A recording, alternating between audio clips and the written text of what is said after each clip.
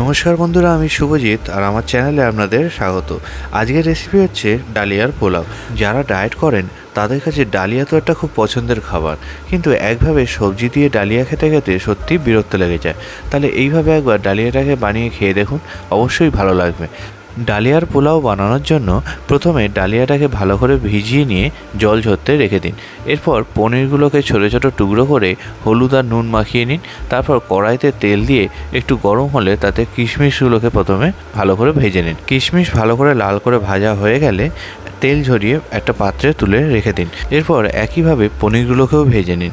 পনির খুব লাল করে ভাজার দরকার নেই, হালকা ভাজা হলেই হবে। এর মাঝে বন্ধুরা, আপনারা ভিডিওটা কোথা থেকে দেখছেন অবশ্যই আমাকে কমেন্ট করে জানাবেন, আর ভিডিওটি ভালো লাগলে অবশ্যই একটা লাইক করবেন। যাই হোক, পনির হালকা ভাজা হয়ে গেছে।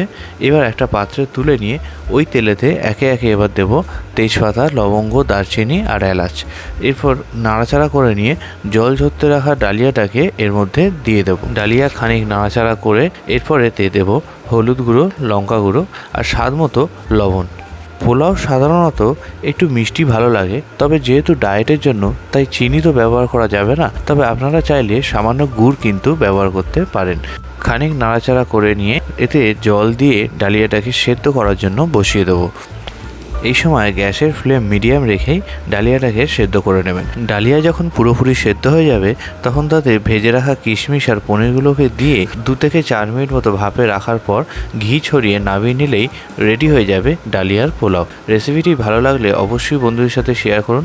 বাড়িতে অবশ্যই কিন্তু রেসিপিটা একবার ট্রাই করুন। ভিডিওটি দেখার জন্য সবাইকে অনেক ধন্যবাদ। দেখা হবে পরের ভিডিওতে।